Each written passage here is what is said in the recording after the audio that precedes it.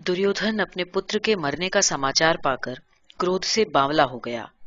उसने ये निश्चय कर लिया कि धर्म या अधर्म जैसे भी हो, अभिमन्यु को समाप्त करना ही पड़ेगा। उसने बड़े बड़े वीरों को साथ लेकर अभिमन्यु को चारों ओर से घेर लिया। ये देखकर आकाश के देवताओं को भी लज्जा आ रही होगी कि एक छोटे से बालक को बड़े बड़े नामी वीर घेर कर मारने का प्रयत्न कर रहे हैं। उन्हें ये देखकर भी आश्चर्य लग रहा होगा कि देर से लड़ता हुआ ये वीर नौजवान ताजा दम वाले बड़े बड़े योद्धाओं से भी अधिक फुर्ती से लड़ रहा है। परंतु बेचारा आखिर कहां तक अकेले लड़ता। दुशासन के बेटे ने उसे अचानक गदा युद्ध में फंसा लिया।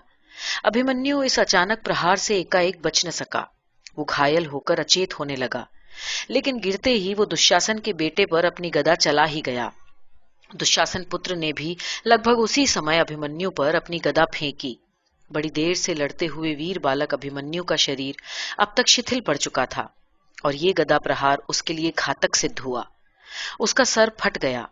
वो बिजली जो शत्रुओं के प्राणों में भिन्न कर उन्हें घंटों से तड़पा रही थी, एकाएक बुझ गई। सूर्य देवता भी मानो ये देखकर दुख से अपना मुंह छिपाकर अस्त हो गए। अर्जुन के महावीर लाडले बेटे का मरण समाचार सुनकर पांडवों की छावनियों में हाहाकार मच गया। युधिष्ठिर फूट फूट कर रोने लगे। वे बार बार यही कहते थे कि अर्जुन आएगा तो क्या कहेगा। इस बच्चे को चक्रव्यूह भेदने के लिए भेजना ही हमारे लिए अनुचित था, किंतु उस समय न जाने क्यों मेरी मति पर पत्थर पड़ गए जो मैंने उस बच्चे की बात मान ली। हाय, महावीर मानने वाले वीरों को क्या तनिक भी अपने आप पर लज्जा न आई होगी कि उन्होंने एक साथ मिलकर अभिमन्यु को मारा और अपनी वीरता को कलंकित किया। अभिमन्यु के घिरने का समाचार पाकर युधिष्ठिर आज उसकी रक्षा के लिए आगे अवश्य बढ़े, किंतु जयद्रथ ने उन्हें बीच में ही अटका लिया। इस समय शोकाकुल होकर धर्मराज युधिष्ठिर जयद्रथ को भी बार बार कोस रहे थे। दिन भर की कठिन लड़ाई के बाद वीर संसप्तकों को भली भांति छकाकर अर्जुन श्री कृष्ण के साथ जब अपनी छावनी को लौटने लगे तो सहसा उनकी बाईं आंख फड़क उठी और मन बिना किसी प्रत्यक्ष कारण के घबराने लगा। कुछ न समझ पाने से वे मौन हो गए। रथ हाँकते हुए श्री कृष्ण ने कहा, अर्जुन, इस तरह उदास क्यों बैठे हो? अर्जुन बोले, हे कृष्ण, मैं भी ये नहीं जानता कि ये गहरी उदासी मुझ पर एकाएक क्यों कर छा गई।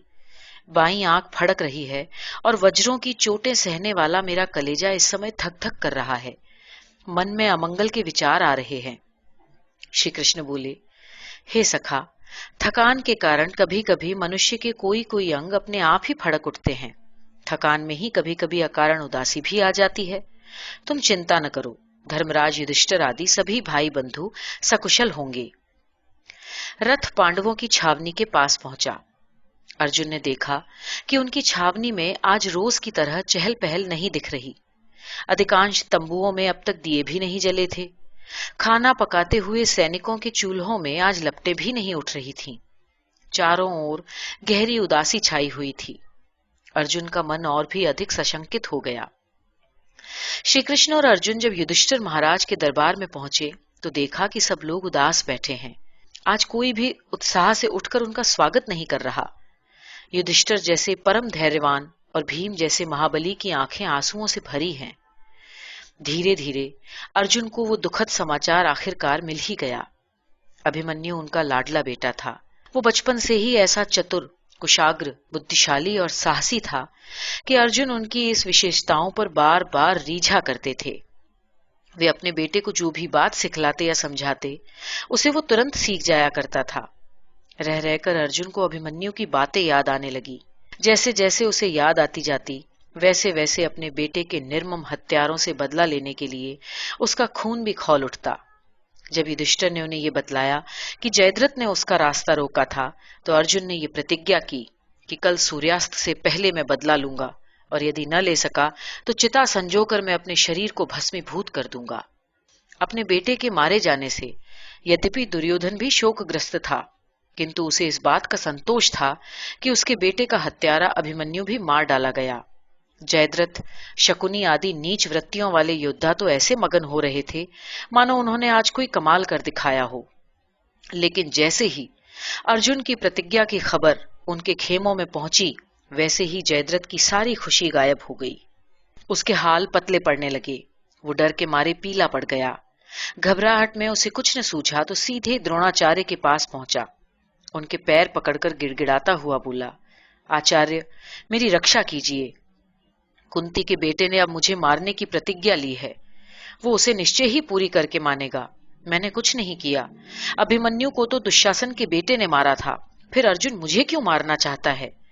हे गुरु, यदि आप मुझे शरण न देंगे तो मैं अभी मैदान छोड़कर सीधे अपने राज्य की ओर भाग जाऊंगा। द्रोणाचार्य उसे समझाते हुए कहने लगे, हे सिंधु नरेश, जब एक नन्हे से बच्चे को तुम सब घेर कर मार रहे थे तब तो तुम बहुत अकड़ रहे थे, और इस समय मेरे आगे कायरों की तरह क्रंदन करते हो। खैर, मैं वचन देता हूं कि मैं तुम्हारी सुरक्षा के लिए कल और भी कठिन व्यू रचूंगा। व्यू के बीचों बीच मैं तुम्हें सुरक्षित घेरे में रखूंगा, इस तरह कि अर्जुन तुम्हें मारने की अपनी सूर्यास्त वाली प्रतिज्ञा पूरी ही न कर पाए। वो रात कौरवों के लिए बड़ी सनसनी भरी थी। दुर्योधन आदि वीर अब तक लाख कोशिशें करके भी धर्मराज युधिष्ठिर को पकड़ नहीं पाए थे। उन्होंने सोचा कि यदि अपनी प्रतिज्ञा न पूरी कर पाने के कारण अर्जुन स्वयं ही जलकर भस्म हो जाए तो बहुत अच्छा हो। अर्जुन के मरते ही पांडवों को हरा देना फिर से बाएं हाथ का खेल हो जाएगा। अर्जुन सुभद्रा मिलन। भाइयों के सामने कठिन प्रतिज्ञा करने के बाद श्री कृष्ण को साथ लेकर अर्जुन अपनी पत्नी सुभद्रा और पुत्र वधू उत्तरा से मिलने के लिए गए। सुभद्रा का विलाप देखा नहीं जाता था। दुख के आवेश में सुभद्रा बार बार अपने भाई श्री कृष्ण पर लांछन लगाती थी कि तुम अपने भांजे की रक्षा नहीं कर पाए। और उत्तरा, बेचारी उत्तरा तो काठ हो गई थी। बड़ों के सामने लज्जावश वो न कुछ कह सकती थी और न खुलकर रो ही सकती थी। उसके आंसू उसके कलेजे में समंदर की तरह तूफान उठा रहे थे, किंतु ऊपर से वो एकदम मौन थी। उत्तरा इस समय गर्भवती भी थी, इसलिए श्री कृष्ण ने अपनी बहन को चेतावनी देते हुए कहा, सुभद्रा, तुम परम धैर्यवान वसुदेव की पुत्री, मेरी और बलदेव की बहन हो, वीर अभिमन्यु की माता और वीर श्रेष्ठ अर्जुन की पत्नी हो। साधारण स्त्रियों के समान तुम्हारा ये विलाप करना मुझे अच्छा नहीं लग रहा। अपने को सावधान करो और बहू को संभालो। ये क्यों नहीं सोचती कि वो इस समय गर्भवती है? तुम बहू को कदापि सती मत होने देना। विश्वास रखो कि महावीर अर्जुन कल सूर्यास्त होने से पहले तुम्हारे पुत्र के हत्यारों से अपना बदला अवश्य लेंगे। इस प्रकार समझा बुझाकर दोनों आदमी जब बाहर निकले तो अर्जुन ने श्री कृष्ण से कहा, भैया, मेरी प्रतिज्ञा का समाचार सुनकर कल कौरव लोग जयद्रथ को बचाने का कोई भी उपाय बाकी न रख छोड़ेंगे। वो लोग मेरा अधिक से अधिक समय छिटपुट लड़ाइयों में इस तरह से नष्ट करवाएंगे कि मैं सूर्यास्त से पहले जयद्रथ को मारने की अपनी प्रतिज्ञा पूरी ही न कर पाऊं। श्री कृष्ण बोले, हे सखा, तुमने भी सुना होगा कि सनातन काल के प्रतापी रुद्रगण पाशुपत अस्त्र का प्रयोग किया करते थे।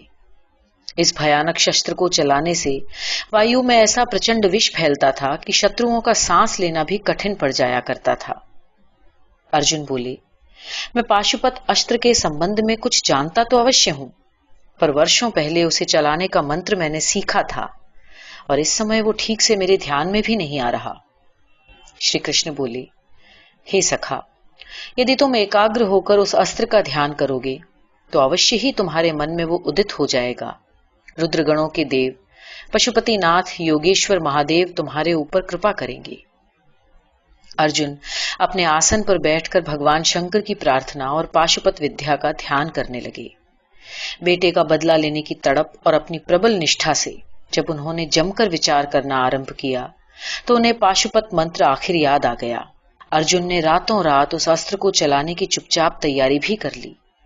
दोस्त और दुश्मन दोनों ही श्री कृष्ण और अर्जुन की इस तैयारी से अपरिचित थे। सुबह होने पर भेदिए ये समाचार लाए कि द्रोणाचार्य ने शकट व्यूह की रचना करके उसके बीचों बीच राजा जयद्रथ को छिपा दिया है कि अर्जुन उसे मार न पाए। सुनकर अर्जुन उपेक्षा से मुस्कुराए। उन्होंने सारथी सखा श्री कृष्ण की ओर देखा और ये कहा, शत्रुओं को ये नहीं मालूम कि जिस ओर श्री कृष्ण होते हैं उसी ओर बुद्धि, युक्ति और शक्ति भी प्रबल होती है। आज संसार ये भली भांति देख लेगा कि पापियों की रक्षा करने वाले गुरु की अमोघ विद्या भी उनके शिष्य और श्री कृष्ण के सखा अर्जुन की विद्या के आगे नितांत निकम्मी और निस्तेज सिद्ध हो जाएगी। ये कहकर अर्जुन रथ पर बैठ गए और श्री कृष्ण कुशलता पूर्वक घोड़ों को हाँकते हुए रथ को आचार्य द्रोण के शकट व्यू के सामने ले गए। अर्जुन ने बड़े जोर से अपना शंख बजाया। श्री कृष्ण ने भी अपना प्रसिद्ध पांचजन्य शंख बजाकर शत्रुओं का दिल दहला दिया। अर्जुन ने एक बार कौरव की व्यूह रचना को ध्यान से देखा और फिर कहा, हे कृष्ण, तुम मुझे सेना के उस भाग की ओर ले चलो जिस ओर हाथी खड़े हैं। मैं अपने बाणों की बौछार से इन्हीं हाथियों को अपनी जगह से डराकर व्यू में घुस जाऊंगा। श्री कृष्ण ने रथ को उसी ओर ले जाकर खड़ा कर दिया। अर्जुन ने इतनी फुर्ती से तीर बरसाने आरंभ किए कि कौरव सेना तैयार होते हुए भी एकाएक उसका सामना न कर पाई। सच पूछा जाए तो अर्जुन का नाम मात्र ही दुश्मनों के दिलों में आतंक उत्पन्न कर देता था। जैसे नारियल के ऊंचे वृक्षों से टूटकर गिरने वाले नारियल धरती पर टपाटप गिरते हैं, उसी प्रकार हाथियों पर सवार कौरव वीरों के मुंड अर्जुन के बाणों से कटकर धरती पर आने लगे। घड़ी भर में युद्ध के मैदान में लोथों पर लोथें बिछ गईं। कौरवों की सेना को हर जगह अर्जुन ही अर्जुन दिखलाई पड़ता। कहाँ है अर्जुन, कहाँ है अर्जुन? वो रहा, बस यही शोर हर तरफ सुनाई दे रहा था। अर्जुन के जादू में बंधे कौरव सैनिक कभी कभी घबराकर धोखे में अपने ही पक्ष के किसी लड़वैये को अर्जुन समझकर मार डालते। रथ मार्ग में शिवजी की तरह तांडव नृत्य करते हुए फुर्तीले अर्जुन के गांडीव धनुष से तीर लगातार ऐसे बरस रहे थे कि शत्रु ठगे से रह जाते। उन्हें आक्रमण का मौका ही नहीं मिल पाता था। कभी कभी ऐसा भी होता कि अर्जुन की बाण वर्षा के चमत्कार को देखते हुए उसकी मोहनी शक्ति से बंधकर वे पीछे भागने के बजाय मृत्यु के मुंह में जाने के लिए स्वयं ही आगे बढ़ जाते। अपनी सेना की ये घबराहट देखकर दुर्योधन ने अपने भाई दुशासन को मोर्चा संभालने के लिए भेजा, किंतु वो थोड़ी ही देर के बाद वहां से भागा। तब द्रोणाचार्य स्वयं लड़ने के लिए आगे आए। गुरु चेले में ऐसा चमत्कारी युद्ध हुआ कि लोग बाग बस देखते रह गए। दोनों में से कम कोई नहीं था। दोनों ही वीर अपने अपने स्थानों पर पहाड़ की तरह अचल थे। ऐसी जमकर लड़ाई हो रही थी कि जान पड़ता था कि आज का सारा दिन गुरु चेले की इस चमत्कारी युद्ध में बीत जाएगा और अर्जुन अपनी प्रतिज्ञा पूरी न कर पाएंगे। लेकिन श्री कृष्ण बहुत चतुर थे। उन्होंने अर्जुन से कहा, मित्र, द्रोणाचार्य तुम्हें यहाँ अटकाए रखने के लिए ही आए हैं। इनसे कन्नी काटो और शत्रु सेना को इस तरह से तहस नहस करो कि सूर्यास्त से पहले तुम्हारा जयद्रथ से सामना हो। अर्जुन को श्री कृष्ण की ये सलाह पसंद आई। अपने गुरु को अपनी बाण विद्या के एक चमत्कारी करतब से चकमा देकर अर्जुन जैसे ही आगे बढ़ने लगे, द्रोणाचार्य ने ललकार कर कहा, ये क्या अर्जुन, तुम युद्ध में मुझे हराए बिना ही भाग रहे हो? अर्जुन हंसकर बोला, चेला गुरु से अगर जीत भी जाए तो अपनी विनय से उनके आगे सदा हारा है। लेकिन गुरुजी, यहाँ बहुत से लोग ऐसे हैं जिनका लहू पीने के वास्ते मेरे तर्कस के तीर उतावले हो रहे हैं। अर्जुन की बात पूरी होते होते श्री कृष्ण ने गुरु चेले के युद्ध में तमाशाई बनी खड़ी कौरव सेना के प्यादों के बीच में से अपना रथ इतनी तेजी से निकाला कि उनमें कुछ से टकराए, कुछ घायल हुए और बाकी में भगदड़ मच गई। गुरुजी अब यदि तीर बरसाते भी तो अपनी ही सेना के आदमियों को मारते। वे विवश हो गए। कौरव सेना के दूसरे मोर्चों पर उथल पुथल मचने लगी। कौरव पक्ष के कई वीर मारे गए। जब अर्जुन का सामना करने के लिए कोई भी तैयार न हुआ, तब दुर्योधन झुंझलाकर गुरु द्रोण के पास पहुंचे और उनसे कहा, आचार्य, जान पड़ता है कि आज आप हम लोगों की मिट्टी पलीद करवा के अपने प्रिय शिष्य अर्जुन को विजय दिलाना चाहते हैं। द्रोणाचार्य खींच उठे, बोले, सूर्योधन, तुम लोग जब होता है तब मुझ पर ताने कसते हो। ये क्यों नहीं देखते कि अर्जुन स्वयं मुझसे जानकर लड़ने में बराबर कतरा रहा है। मैं आखिर उसका पीछा कहां तक करूं? तुम लोग क्या मिट्टी के पुतले हो जो उसका सामना नहीं कर पाते? दुर्योधन झुंझला कर बोला, राजा शतायु और उनके सारे भाई बंधु मारे गए।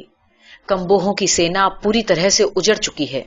अर्जुन के तीरों की मार से बौखलाकर हमारे हाथी घबराहट में हमारे ही सिपाहियों को कुचल रहे हैं। श्री कृष्ण इतनी कुशलता से अर्जुन का रथ हाँक रहे हैं कि कोसों तक फैली हुई हमारी सेना में हर तरफ यही भय है कि जाने कब किस पर अर्जुन का प्रचंड आक्रमण हो जाए। सभी अर्जुन से लड़ने में घबरा रहे हैं, मैं क्या करूं? द्रोणाचार्य बोले, मैं तुम्हें दुर्भेद कवच पहनाए देता हूं, जाओ स्वयं ही उस महारथी का सामना करके देख लो। कवच पहनकर दुर्योधन भी अर्जुन से लड़ने पहुंचा, लेकिन अपने बेटे के मारे जाने से शोक संतप्त होकर बदला लेने के वास्ते अर्जुन उस दिन ऐसा प्रचंड युद्ध कर रहा था कि उसके सामने किसी के पैर नहीं जमते थे। चारों ओर आतंक मच जाने के बाद श्री कृष्ण ने अर्जुन से कहा, सखा, अब थोड़ी देर के वास्ते हमें घोड़ों को विश्राम देना चाहिए। तुम्हारे युद्ध ने शकटव्यूह को काफी नुकसान पहुंचाया है। भीम, घटोत्कच, सात्यकी आदि हमारे योद्धा इस समय ऐसी उठापटक मचा रहे हैं कि कौरव सेनाएं उनसे पार नहीं पा सकती। आओ थोड़ी देर स्वयं अपने रथ को और घोड़ों को विश्राम दें और स्वयं ताजे हो लें। इसी बीच हम लोग जयद्रथ को मारने की तरकीब पर विचार भी कर लें। तुम्हारी प्रतिज्ञा भंग कराने के वास्ते कौरव लोग सूर्यास्त तक जयद्रथ को बचाने के लिए कोई कसर नहीं छोड़ेंगे। ये कहकर श्री कृष्ण अर्जुन का रथ ऐसी कुशलता से युद्ध क्षेत्र के बाहर एक तालाब के पास ले गए कि शत्रु सेना में किसी को अर्जुन के युद्ध क्षेत्र से बाहर जाने के संबंध में कुछ पता ही नहीं चल पाया। थोड़ी देर तक युद्ध भूमि में अर्जुन को न देखकर सात्यकी को बड़ा अचंभा हुआ। सात्यकी अर्जुन का चेला था, इसलिए अपने गुरु को खोजने के वास्ते व्याकुल हो गया। वो धर्मराज युधिष्ठिर के पास पहुंचा और कहा कि गुरुजी का कहीं पता नहीं, लगता है उनके साथ कोई घात हुआ है। युधिष्ठिर बोले, हे सात्यकी, तुम चिंता न करो, अर्जुन के साथ स्वयं श्री कृष्ण है, तुम्हारे गुरु का कोई अमंगल न होने देंगे। ये सुनकर भी सात्यकी को संतोष न हुआ। लड़ाई के मैदान का वातावरण ही ऐसा होता है कि मनुष्य जोश में अंधा होकर भी कभी कभी उचित अनुचित का ध्यान नहीं रख पाता। अर्जुन की चिंता में सात्यकी इतने परेशान थे कि युधिष्ठिर से कहने लगे, जिस भाई की बदौलत आपका साम्राज्य बनेगा उसी की चिंता आपको नहीं। हे धर्मराज युधिष्ठिर, आपको धिक्कार है। युधिष्ठिर सात्यकी के मन का हाल जानते थे, इसलिए मन ही मन उससे संतुष्ट होकर भी उन्होंने बनावटी क्रोध में उसे डांटा। सात्यकी, युद्ध क्षेत्र में वीरों को अपने मन पर सदा पूरी तरह सावधान रहना चाहिए। तुम ये भूल रहे हो कि मैं तुम्हारे गुरु का पूज्य भी हूं। जाओ, मुझसे बेकार की बहस करने या अपने गुरु के संबंध में व्यर्थ की चिंता करने से कहीं बेहतर होगा कि युद्ध क्षेत्र में पहुंचकर कुछ दुश्मनों का सफाया करो। और ध्यान रखो कि आज सूर्यास्त होने से पहले अर्जुन को अपनी प्रतिज्ञा पूरी करनी है, और ये दुष्ट उसकी प्रतिज्ञा भंग करने में कोई कसर न उठा रखेंगे। उस दिन ऐसा भयानक युद्ध हो रहा था कि दोनों पक्षों में से किसी भी पक्ष को अपने हर मोर्चे के संबंध में ठीक ठीक खबर न थी। कभी ये घबराहट फैलती कि भीमसेन का पता नहीं, कभी अर्जुन के संबंध में ये कहा जाता, और कौरवों के पक्ष में तो बुरी बुरी खबरों का अंत ही नहीं था। उस दिन दुर्योधन के कई भाई एक साथ मारे गए। राक्षस राज अलम्बुश को घटोत्कच ने अपने सिर से उठाकर ऐसा जोर से धरती पर पटका कि उनका सिर फूटकर फूल की तरह खिल गया। राजा कृतवर्मा की भी कपाल क्रिया हुई। मिनट मिनट में महासेनापति द्रोण और दुर्योधन को यही समाचार मिलते कि हमारा अमुक मोर्चा या अमुक मोर्चा कमजोर पड़ रहा है, वहां किसी बड़े योद्धा को तुरंत भेजा जाए। स्वयं द्रोणाचार्य, दुर्योधन, दुस्शासन और कर्ण जैसे महाबली सेनापतियों को लपक लपक कर इधर उधर युद्ध करने के लिए भागना पड़ता। इधर अर्जुन और श्री कृष्ण विश्राम करके तथा अपने घोड़ों को दाने पानी से नया दम देकर शत्रु सेना के बीच ऐसे पहुंचे जैसे जूड़ी की फुरफुरी आती है।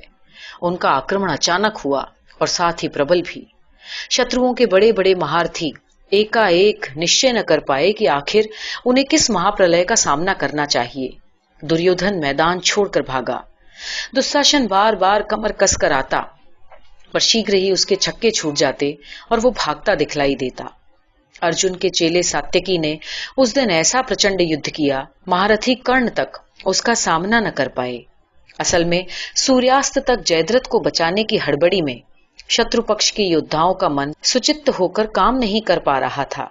श्री कृष्ण और अर्जुन की युद्ध नीति भी यही थी कि हर एक को लगे कि अर्जुन जयद्रथ के पास अब पहुंचा और अब पहुंचा। बस इसी गड़बड़ी में शत्रुओं के महारथी फंसे रहे और व्यर्थ इधर उधर भटकते जूझते फिरे कि अर्जुन जब जयद्रथ के सामने पहुंचे तब तक दुश्मनों की शक्ति पूरी तरह संगठित रह ही न पाए। महाबली अर्जुन एक साथ 10 दिशाओं पर नजर रखते हुए और सभी तरह के हथियारों का प्रयोग करते हुए शत्रुओं का नाश कर रहे थे। उस समय उनकी अद्भुत फुर्ती के कारण लोगों को ये मालूम ही न पड़ने पाता था कि कब उनके तरकस से नया तीर खिंचा, कब उनके धनुष पर चढ़ा, कब किस शत्रु के कलेजे में बिंध गया। साक्षात काल के समान अर्जुन के पराक्रम को देखकर सारे कौरव और उनके हिमायती राजे लोग बेहद डर गए। जयद्रथ का वध करने के लिए अर्जुन अपने शत्रुओं को अपनी बाण वर्षा से सम्मोहित कर रहे थे। कहा जाता है कि मृत्यु भी बड़ी मोहक होती है। शेर अपने शिकार को अपनी आंखों की मोहिनी से बांध लेता है। ऐसी ही मृत्यु मोहिनी से शत्रु सेना को मुक्त करके अर्जुन सीधे उस जगह पहुंचे जहां अश्वत्थामा, कृपाचार्य और शल्य जैसे बड़े बड़े वीर जयद्रथ को घेरे हुए थे। जयद्रथ को देखते ही अर्जुन की आंखें क्रोध से लाल हो उठी। उन्होंने एक बार आंख उठाकर सूर्य की ओर देखा। श्री कृष्ण बोले, देखते क्या हो अर्जुन, सूर्यास्त की बेला आ पहुंची और जयद्रथ तुम्हारे सामने है। हे मित्र, देखो, मैं अपनी माया विधा से सूर्य को छिपाता हूं। तुम ये मत समझना कि सूर्य सचमुच अस्त हो गया, फौरन ही जयद्रथ को मार डालना। अर्जुन ने ऐसा ही किया। वो इस तरह से युद्ध करता रहा कि जयद्रथ को बचाने वाले महारथी उससे तनिक दूर छिटक जाएं। श्री कृष्ण ने अपने रथ संचालन से सूर्य की ओर ऐसी धूल उड़ाई कि थोड़ी देर में ये लगने लगा मानो सूर्यास्त हो गया।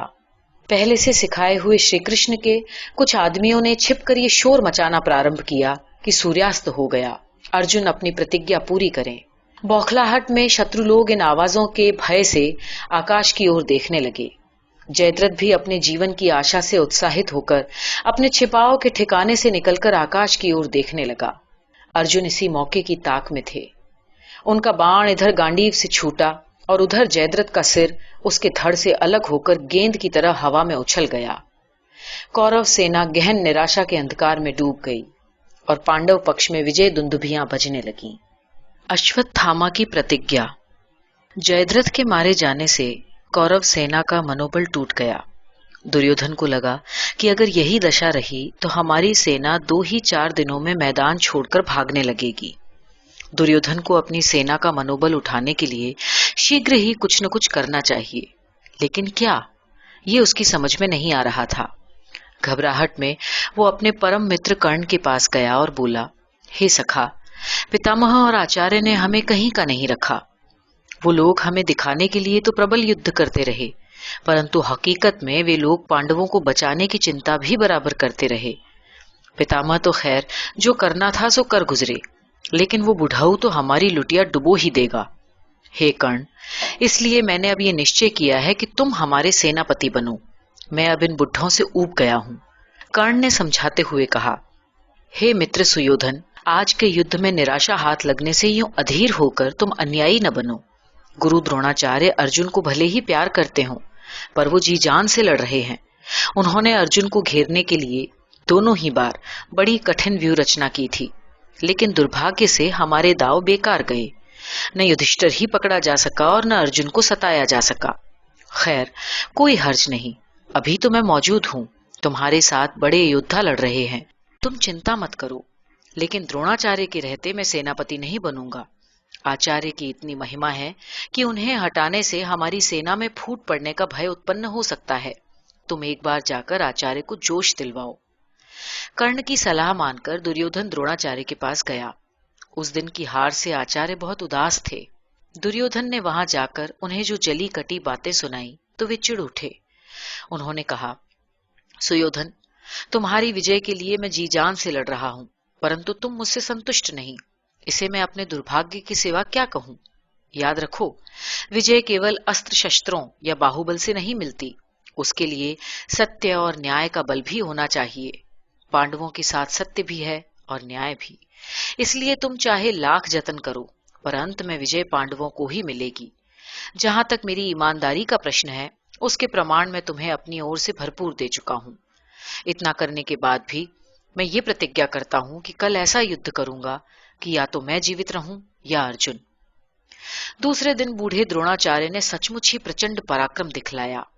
उस दिन राजा द्रुपद और राजा विराट दोनों उनके हाथों मारे गए।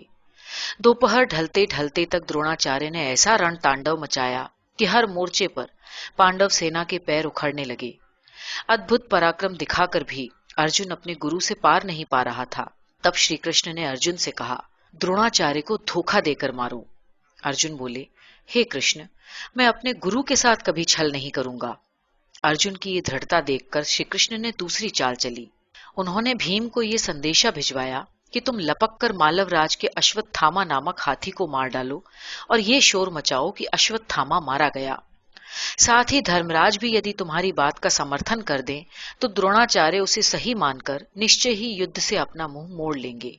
भीमसेन के लिए अश्वत्थामा नामक हाथी को मारकर झूठ बोलना कठिन नहीं था, किंतु युधिष्ठिर से झूठ बुलवाना बेहद कठिन काम था। श्री कृष्ण ने अपने संदेशवाहक को समझाया कि शास्त्र के अनुसार युद्ध में, विवाह में, नौकरी पाने के लिए अथवा स्त्रियों के साथ हंसी दिल्लगी करते हुए झूठ बोलना पाप नहीं है। फिर भी धर्मराज अगर पूरी तरह से झूठ न बोलें तो भीम के कहने पर इतना अवश्य कह दें कि अश्वत्थामा मारा गया, पता नहीं हाथी था या मनुष्य। उनसे कहना कि अर्जुन की जान बचाने के लिए इतना झूठ वो अवश्य बोलेंगे। अपने भाई और अपनी सेना के प्राण बचाने के वास्ते धर्मराज श्री कृष्ण का आदेश पाकर ये अर्ध सत्य बोलने को राजी हो गए। भीमसेन ने तुरंत ही मालव सेना में धंसकर अपनी गदा के प्रचंड वेग से अश्वत्थामा नामक हाथी को मार डाला और उसके बाद वो खुशी से दहाड़ने लगा कि अश्वत्थामा मारा गया। वीर अश्वत्थामा उस समय कहीं दूर लड़ रहा था, सो उसे इस चालबाजी की खबर न मिली। द्रोणाचार्य के कानों में जब ये भनक गई तो उनके हाथ पैर ढीले पड़ने लगे। अपने पुत्र के मोह में पड़कर ही तो उन्होंने ये नौकरी की थी। उसी के स्वार्थ के लिए तो वो दुर्योधन की जली कटी बातें सुनकर भी उसका साथ निभा रहे थे, लेकिन उन्हें ये भरोसा नहीं होता था कि अश्वत्थामा सचमुच मारा गया होगा। तभी धर्मराज युधिष्ठिर की आवाज उनके कानों में पड़ी, अश्वत्थामा मारा गया, नर या कुंजर मारा गया। किंतु युधिष्ठिर के कुंजर यानी हाथी शब्द कहते कहते श्री कृष्ण ने अपना शंख बड़ी जोर से बजाया। शंख के स्वर में युधिष्ठिर की आधी बात डूब गई, लेकिन युधिष्ठिर के ये कहने से द्रोणाचार्य को ये विश्वास हो गया कि उनका बेटा मारा जा चुका है। बस उन्होंने अपने हथियार पटक दिए और स्वयं भी मरने के लिए शांत होकर बैठ गए। राजा द्रुपद का बेटा धृष्टद्युम्न अपने बाप का बदला लेने के लिए उन पर झपट पड़ा और निहत्थे गुरु का गला काट दिया। द्रोणाचार्य के मरने की खबर कौरव सेना के लिए महान वज्रपात के समान थी। जिस समय झूठ का सहारा लेकर द्रोणाचार्य का वध किया गया, उस समय अश्वत्थामा चेदि पांचाल, प्रभद्रक आदि राज्यों की सम्मिलित सेनाओं से लड़ रहे थे। उन्हें पिता के मारे जाने की खबर उस समय न लग सकी। सूर्यास्त के बाद अपने शत्रुओं को बुरी तरह से छकाकर अपनी विजय से संतुष्ट अश्वत्थामा जब मस्त हाथी की तरह झूमते हुए अपनी छावनी के पास पहुंचे और लोगों के चेहरे पर गहरी उदासी देखी तो एक व्यक्ति से कारण पूछा। अपने पिता की हत्या का समाचार सुनकर पहले तो वो ठगा सा रह गया, परंतु बाद में उसे भयंकर क्रोध चढ़ आया। वो सीधे दुर्योधन के निवास पर गए। कर्ण, कृपाचार्य, दुशासन आदि सभी बड़े बड़े महारथी शोक में मुंह लटकाए वहां बैठे थे। अश्वत्थामा को देखकर दुर्योधन उठे और उन्हें कलेजे से लगा लिया। आंखों में आंसू भरकर दुर्योधन ने कहा, गुरुजी के न रहने से केवल तुम ही अनाथ नहीं हुए सखा, हम सभी पर दुख की गाज गिरी है। पापी पांडवों ने गुरुजी को धोखा दिया और कायर धृष्टद्युम्न ने असहाय अवस्था में उनका सर काट डाला। सारी कथा सुनकर अश्वत्थामा गरज उठे। उन्होंने कहा, इन गुरु घाती पांडवों को अब मैं कदापि जीवित नहीं छोड़ूंगा। अश्वत्थामा के क्रोध को सभी महारथियों ने बल दिया। सभी ने अपने अपने ढंग से ये प्रतिज्ञा की कि पांडवों से गुरु हत्या का बदला अवश्य लिया जाएगा। उधर पांडवों की छावनी में भी आचार्य के मारे जाने से गहरा दुख प्रकट किया जा रहा था। अर्जुन खास तौर से बेहद दुखी था। उसने दल द्वारा द्रोणाचार्य के मारे जाने की बड़ी निंदा की। वो अपने बड़े भाई धर्मराज युधिष्ठिर से भी नाराज हुआ। कहा, हे भाई, जैसे वानर राजा बाली को धोखे से मारकर रघुकुल तिलक रामचंद्र के निर्मल चरित्र पर अमिट धब्बा लगा था, वैसे ही सत्यपरायण गुरु द्रोणाचार्य के साथ झूठ बोलकर आपने भी अपने चरित्र को कलंकित कर दिया। अगर आपने वो न कहा होता कि अश्वत्थामा मारा गया तो वे किसी की बात पर भी कभी भी यकीन न करते। अधर्म पूर्वक गुरु से शस्त्र त्याग करवाकर उनकी हत्या करने से बढ़कर नीच काम मेरी दृष्टि में और कोई नहीं। सभा में बैठे हुए सभी लोग सर झुकाए हुए अर्जुन की इन बातों को सुनते रहे, किंतु भीमसेन से रहा न गया। अर्जुन को फटकारते हुए उन्होंने कहा, व्यर्थ के उपदेश मत बघारो अर्जुन, हम लोग वनवासी, साधु या संत नहीं हैं, हम क्षत्रिय हैं। युद्ध में कभी कभी नीतिवश झूठा आचरण किया जाता है। हमने आज कोई नई बात नहीं की। जिन कौरवों ने हमारे साथ एक नहीं अनेक बार छल किया, लेकिन गुरुजी तब बराबर चुप रहे। उन्हें हम तुम्हारे कहने भर से भला सत्यपरायण क्यों कर मान लें? मैंने माना कि द्रोणाचार्य हमारे गुरु थे, ब्राह्मण थे, परंतु जरा ये तो बतलाओ कि द्रोणाचार्य ऐसा कौन सा कार्य करते थे कि जिससे उन्हें ब्राह्मण माना जाए? वे अपना धर्म छोड़कर क्षत्रिय धर्म निभा रहे थे। कौरवों को विजय दिलाने के लिए उन्होंने भयंकर युद्धरत होकर धर्म अधर्म की तनिक परवाह किए बगैर हमारे पक्ष के ऐसे लोगों को मारा जो लड़वैये न होकर सैनिकों के सहायक मात्र थे। इस प्रकार जब उन्होंने अपना ही धर्म नहीं निभाया तो हमको ही किस प्रकार से दोषी ठहराया जा सकता है? भीमसेन की बातों को सुनकर जब द्रौपदी रानी के भाई धृष्टद्युम्न ने भी इसी तरह की बातें की तो आंखों में आंसू भरकर अर्जुन ने कहा, धृष्टद्युम्न, तुम्हें धिक्कार है तुम्हें, एक बार नहीं 1000 बार धिक्कार है। तुम्हारी इस कायरता भरे काम से पांचाल कुल की 14 पीढ़ियां नरक में चली गईं। अर्जुन का ये क्रोध देखकर उसका शिष्य सात्विकी भी धृष्टद्युम्न को फटकारने लगा। धृष्टद्युम्न अपने बहनोई अर्जुन की भली बुरी बातें सुन सकता था, किंतु उसके चेले चपाटियों की कतई नहीं।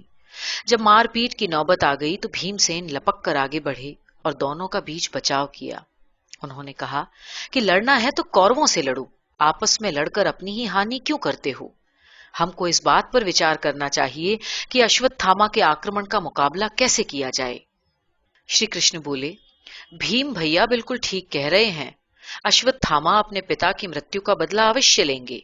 वो महान योद्धा हैं। इसके अलावा उसके पास अग्नि के समान तेजस्वी नारायणास्त्र भी है। मान लो कि पांडवों से कुपित होकर वो कल के युद्ध में उस अस्त्र का प्रयोग करे तो तुम्हें अपने बचाव का क्या प्रबंध करना चाहिए? इस बात पर पहले विचार करो। युधिष्ठिर ने श्री कृष्ण की बात का समर्थन किया, लेकिन उस समय वातावरण ऐसा दुख और रोष से भरा हुआ था कि किसी में विचार करने की शक्ति बची ही न थी। श्री कृष्ण ने सोचा कि इस बात पर मैं स्वयं ही विचार करके पांडवों की भलाई के लिए कोई उपाय करूंगा। अश्वत्थामा का प्रचंड युद्ध। दूसरे दिन युद्ध क्षेत्र में शुरू से ही बड़ी तनातनी बढ़ने लगी। अश्वत्थामा ने गरज कर सबको अपनी प्रतिज्ञा सुनाई। उसने ललकार कर कहा, झूठ बोलकर मेरे पिता से हथियार रखवाने वाला वो पाखंडी धर्मराज युधिष्ठिर कहाँ है? मैं आज उसे दंड दिए बिना कदापि नहीं छोड़ूंगा। कहाँ है वो नीच धृष्टद्युम्न जिसने कल मेरे निहत्थे पिता का सर काटने की कायरता दिखलाई? आज मैं एक एक से गिन गिन कर बदला लूंगा। युद्ध भूमि में ऐसी ललकारों का जवाब प्रबल ललकारों से ही दिया जाता है, किंतु श्री कृष्ण के आदेश से उस समय कोई कुछ न बोला। आज अर्जुन यूं भी बहुत दुखी थे। लड़ाई में उनका जी नहीं लग रहा था। श्री कृष्ण ने कहा, हे अर्जुन, हे पार्थ, मोह में मत पड़ो, अपना कर्म करो। तुम्हारी उदासी देखकर पांडव सेना के हौसले पस्त हो जाएंगे। ये ठीक ना होगा। और मेरी कल की बात पर ध्यान रखना। मुझे लगता है कि अश्वत्थामा नारायणास्त्र का प्रयोग अवश्य करेगा। अर्जुन बोले, हे सखा, मैं बरसों पहले ही ये प्रतिज्ञा कर चुका हूं कि ब्राह्मण, गाय और नारायणास्त्र के सामने अपना गांडीव कभी धारण नहीं करूंगा। ये सुनकर भीमसेन तड़प उठे। उन्होंने कहा, तू भले मत कर, लेकिन मैं युद्ध की भूमि में ब्रह्मा, विष्णु और महेश तक की परवाह नहीं कर सकता। किसी देवता के नाम पर किसी हथियार का नाम रख देने से मैं धर्म भीरू होकर हथियार न चलाऊं, यह असंभव है। ये कहकर युद्ध भूमि में आगे बढ़ते हुए अश्वत्थामा के रथ पर उन्होंने तीखे बाणों की छड़ी लगा दी। दोनों पक्षों के बीच का मैदान भीम के तीरों से भर गया। वे एक साथ कई कई बाण धनुष पर चढ़ाकर पूरी शक्ति के साथ छोड़ रहे थे। बैंत के बने लोहे के फलक वाले विष बुझे तीखे बाणों की सनसनाहट से सारा युद्ध क्षेत्र भर गया। ठहर तो दुष्ट, ये कहकर अश्वत्थामा ने धनुष पर अपना नारायणास्त्र चढ़ाया। नारायणास्त्र उस समय का कोई ऐसा भयंकर अस्त्र होगा कि जिसकी हर नोक से आग के नाग सरसर करके निकलते होंगे। तीर के छूटने से वायु में कड़कड़ाहट भरती थी और लोहे के हथियारों को ये चुंबक की तरह छू कर उन्हें भड़का देता था। इसलिए जैसे ही नारायणास्त्र छूटा, वैसे ही श्री कृष्ण के आदेश से सबने अपने अपने हथियार अलग रख दिए और रथों से कूदकर उतर गए। केवल भीम ही ऐसे थे जिन्होंने अब तक अपना हथियार न रखा था। श्री कृष्ण ने जब ये देखा तो अर्जुन से कहा, तुरंत वरुणास्त्र छोड़कर हवा में नमी पैदा करो, नहीं तो ये नारायण अस्त्र हम सबको जलाकर भस्म कर देगा। श्री कृष्ण की बात सुनकर अर्जुन को एकाएक होश आया। उन्होंने तुरंत ही वरुणास्त्र चलाकर नारायणास्त्र को निष्फल कर दिया। दुर्योधन और कौरवगण नारायण अस्त्र का कमाल देखकर चकित और प्रसन्न हो ही रहे थे, लेकिन जब वो निष्फल हुआ तो दुर्योधन ने कहा, हे गुरुपुत्र, तुम दोबारा यही अस्त्र छोड़ो।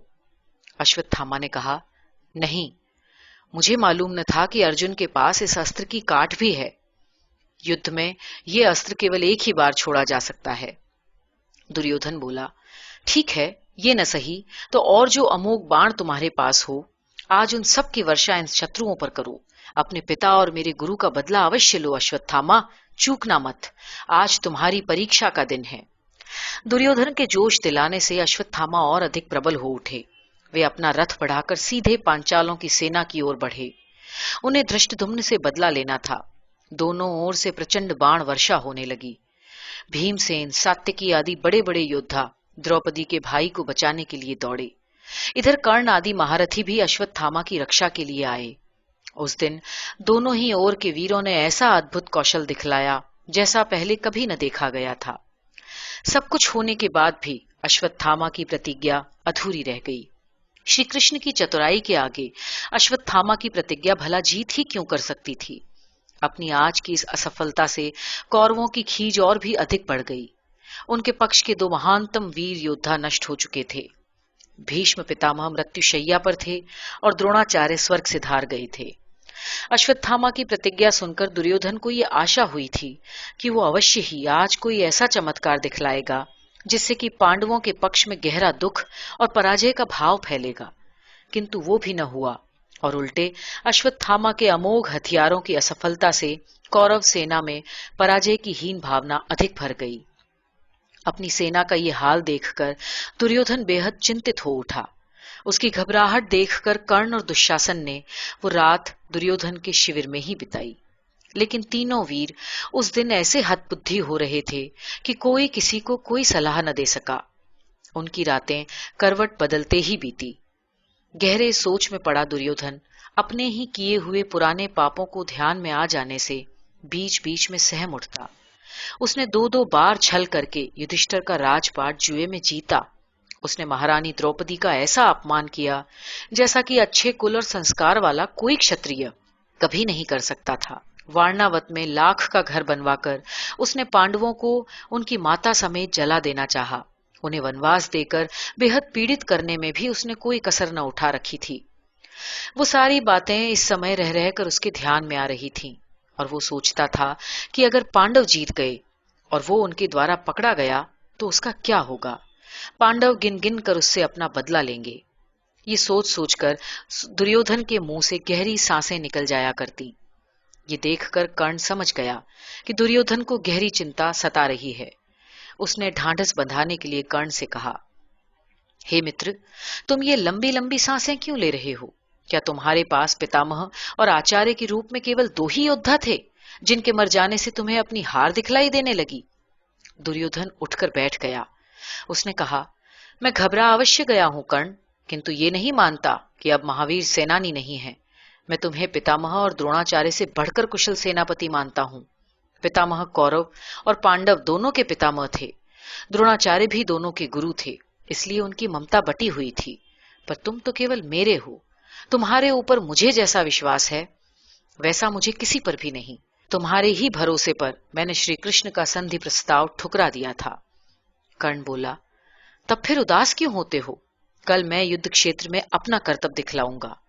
मैं केवल तुम्हारे ही कर्तव्य नहीं देखना चाहता कर्ण, बल्कि तुम्हारे नेतृत्व में अपनी सेना के कर्तव्य भी देखना चाहता हूं। आज की रात के अपने मन मंथन से मुझे केवल यही लाभ हुआ है कि तुम्हें प्रधान सेनापति का पद देने का मैं निश्चय कर सका। कर्ण का सेनापति बनना राजनीतिक दृष्टि से तनिक कठिन था। बात यह थी कि ऊंची जाति के क्षत्रिय लोग कर्ण को अपने से गिरा हुआ समझते थे, इसलिए उसके नेतृत्व में युद्ध करने से बहुत से लोग शायद इनकार कर सकते थे। अपने स्वयंवर के समय भी द्रौपदी ने भरी सभा में ये कह दिया था कि मैं सूत सारथी के बेटे को हरगिज इस प्रतियोगिता में भाग न लेने दूंगी। लेकिन इस समय दुर्योधन को लगा कि भीष्म पितामह और द्रोणाचार्य के न रहने से पांडवों के आतंक के कारण मेरे पक्ष के क्षत्रिय राजा निसंकोच कर्ण को अपना सेनापति मान लेंगे। कर्ण भले ही जाति में हीन हो, परंतु वीरता और योग्यता में वो बहुतों से बहुत बड़े और कहीं अधिक बड़े थे। ये सब बातें सोचकर दुर्योधन ने कहा, मैंने अच्छी तरह से सोच समझकर ये निश्चय किया है। अश्वत्थामा योद्धा तो बेहद अनुपम हैं, परंतु महान सेनापति होने की योग्यता उनमें नहीं। मैं कल सवेरे ही तुम्हें सेनापति बनाकर तिलक करूंगा, तुम मुझे अवश्य ही यश दिलवाओगे। कर्ण के सेनापति बनने की बात सुनकर दुशासन भी उल्लासित हो उठा। दूसरे दिन दुर्योधन ने अपने पक्ष के बड़े बड़े राजाओं और सरदारों के सामने कर्ण को महासेनापति बनाने का प्रस्ताव रखा। और कोई समय होता तो शायद कुछ ऊंचे कुल वाले राजे सरदार आपत्ति भी करते कि उन्हें कर्ण की सरदारी में लड़ने से आपत्ति है, पर ऊपरी तौर पर उन्होंने अपनी कोई आपत्ति नहीं जताई। उस समय हिंदुस्तान में 7 आदमी ही ऐसे माने जाते थे जो धनुर्विद्या में अपनी मिसाल आप थे। भीष्म, द्रोण, कृपाचार्य, अश्वत्थामा, कर्ण, श्री कृष्ण और अर्जुन। इन 7 महावीरों में भी युद्ध कला और सेना संगठन की कला को भली भांति समझने वालों में कर्ण की धाक ऊंची थी। कृपाचार्य ने झटपट ये स्वीकार किया कि पांडव पक्ष के श्री कृष्ण और अर्जुन को मात देने में कर्ण ही इस समय कौरवों की लाज रख सकते हैं। कृपाचार्य अश्वत्थामा के मामा थे, इसलिए उनकी बात सुनकर वो मौन रहे।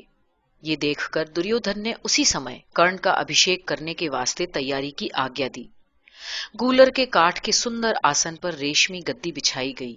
हाथी दांत के बने बर्तनों में तथा गेंडे आदि कुछ शुभ शकुन वाले जानवरों के सींगों में जल भरकर उसमें सुगंधशाली पवित्र औषधियों को डालकर मंत्र पाठ के साथ राजा कर्ण का अभिषेक किया गया। दुर्योधन ने बहुत सा सोना, हीरा, माणिक, मोती आदि भेंट करके महासेनापति कर्ण का सत्कार किया।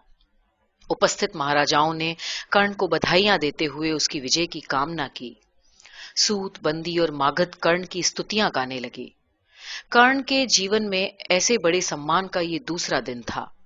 वर्षों पहले दुर्योधन ने ही कर्ण को अंग देश का राजा बनाकर उसे पहली बार सम्मानित किया था। साधारण सूत के बेटे को राजाओं की बराबरी दी थी। तब कर्ण को ये नहीं मालूम था कि वो कुंती का बेटा और युधिष्ठिर, भीम और अर्जुन का भाई है। किंतु आज के सम्मान के वास्ते वो फिर से दुर्योधन का बेहद कृतज्ञ हुआ। एक ओर वो मुंह से ये बात निकाल भी नहीं सकता था कि वो कुंती का बेटा है, परंतु दूसरी ओर वो खुलेआम सगर्व ये कह सकता था कि वो सुयोधन आदि कौरवों को अपने सगे भाइयों की तरह प्यार करता है। नाता निभाने से गाढ़ा होता है, कहने से नहीं। अभिषेक के बाद अपने परम मित्र को गले लगाकर उसने कहा, कौरव श्रेष्ठ, इस जीवन में जितना उपकार तुमने मुझ पर किया है उतना किसी और ने नहीं। हे वीर, मैं तुम्हें विजय दिलाने में तनिक भी कसर नहीं उठा रखूंगा। दुष्ट अर्जुन निश्चय ही मेरे हाथों मारा जाएगा। कर्ण की इस प्रतिज्ञा को सुनकर सभी ने बड़े जोर से हर्ष ध्वनि की। पांडव पक्ष के सरदारों को भी ये खबर मिल गई कि महारथी कर्ण कौरवों के नए सेनापति बने हैं। महाराज युधिष्ठिर ने जब ये समाचार सुना तो वे मन ही मन बड़े आतंकित हो उठे। कर्ण और अर्जुन की आपसी दुश्मनी को वे अच्छी तरह जानते थे। उन्हें मालूम था कि कर्ण अर्जुन को ही अपने तीरों का निशाना बनाएगा, इसलिए वे केवल उसी के बचाव की बातों पर गहराई से विचार करने लगे। उन्होंने सोचा कि कर्ण जब अर्जुन से लड़ने के लिए आएगा तब उसका सारथी आखिर किसको बनाया जाए। कौरव पक्ष में ऐसा कौन सा हुनरमंद है जो युद्ध संचालक सारथी श्री कृष्ण के काम से टक्कर ले सके। युद्ध क्षेत्र में बड़े बड़े वीरों के सारथी बनने का सौभाग्य किसी साधारण सारथी को नहीं दिया जाता था। कब रथ को शत्रु के सामने से हटाए और कब वो अपने रथ को कतरा कर निकाल ले जाए, इन सब बातों का विचार युद्ध कला के अनुसार ही होता है। युधिष्ठिर ने सोचा कि कौरवों के पक्ष में इस कला में श्री कृष्ण से टक्कर लेने वाले केवल शल्य मामा ही हैं। वैसे कृष्ण और शल्य का कोई मुकाबला न था। शल्य युधिष्ठिर की सौतेली माता माद्री के सगे भाई थे। वे अपने घर से चले तो थे युद्ध में पांडवों का पक्ष लेने, लेकिन दुर्योधन ने अपनी सेवा चतुराई से उन्हें अपने पक्ष में मिला लिया था। युधिष्ठिर ने सब बातों पर विचार करके ये निश्चय किया कि एक बार शल्य मामा से अवश्य मिलेंगे, परंतु उस समय उसे मिलने का अवकाश नहीं मिला। युद्ध में बाजे बजने लगे। अपने नए सेनापति की बनाई हुई योजना के अनुसार कौरव पक्ष के वीर अपने अपने मोर्चे संभाल चुके थे। लोहे से लोहा बजने लगा था। ज्यों-ज्यों लड़ाई आगे बढ़ती जाती, त्यों-त्यों उसमें तेजी आती जाती। सेनाएं एक दूसरे का बीज नाश करने पर तुली थीं। विशाल युद्ध भूमि हाथी, घोड़ों और मनुष्यों की लाशों से तथा आकाश चील, गिद्ध और कौवों से भरा हुआ था। यहाँ की चीख पुकारें और जय जयकारें सुनकर बड़े बड़ों के कलेजे दहल उठते थे और करुणा से भर जाते थे। उस दिन की लड़ाई में सबसे अधिक कमाल कौरव पक्ष के अश्वत्थामा और पांडव पक्ष के पांड्य राजा ने दिखलाया। दक्षिण भारत के तमिल भाषी पांड्य राजा मलय ध्वज असीम पराक्रमी और युद्ध कला में निपुण माने जाते थे। उन्होंने उस दिन अश्वत्थामा के साथ ऐसा चमत्कारी धनुर्युद्ध किया कि शत्रु मित्र सभी एक साथ वाह वाह करने लगे। और जब वो महारथी अश्वत्थामा के हाथों मारे गए तो पांडव पक्ष में उदासी छा गई। उस दिन के युद्ध में कौरवों की अपेक्षा पांडवों की हानि अधिक हुई।